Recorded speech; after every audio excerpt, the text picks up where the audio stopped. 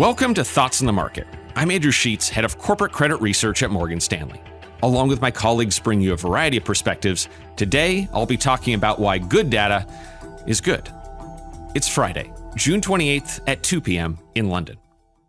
One of the bigger investor debates of 2024 is whether stronger or weaker economic data is the preferred outcome for the market. This isn't a trick question.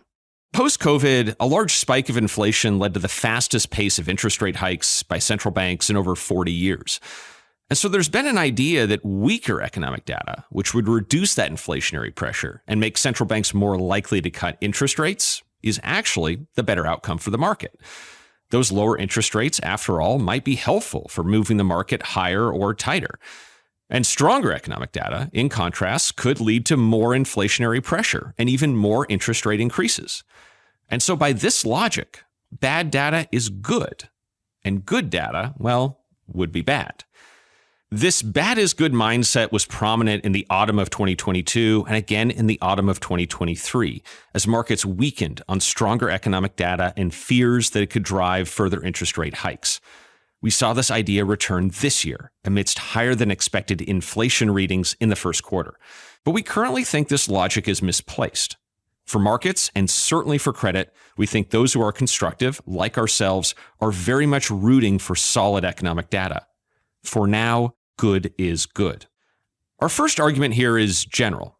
Over a long swath of available data, the worst returns for credit have consistently overlapped with the worst economic growth. Hoping for weaker data is, historically speaking, playing with fire, raising the odds that such weakness isn't just a blip, and opens the door for much worse outcomes for both the economy and credit. But our second reason is more specific to right now. Central to this idea that bad data would be better for the market is the assumption that central banks would look at any poor data, change their tune, and come to the market's aid by lowering interest rates quickly. I think recent events really challenge that sort of thinking. While the European Central Bank did lower interest rates earlier this month, it struck a pretty cautious tone about any further easing.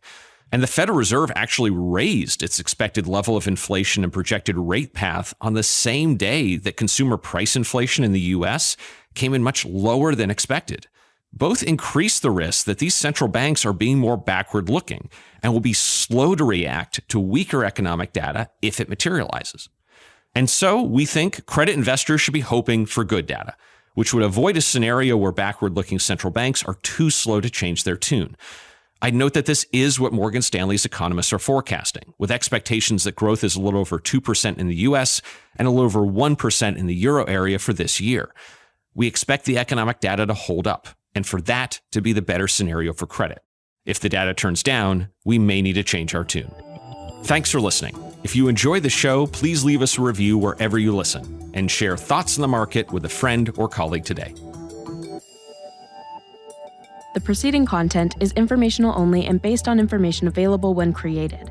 It is not an offer or solicitation, nor is it tax or legal advice. It does not consider your financial circumstances and objectives and may not be suitable for you.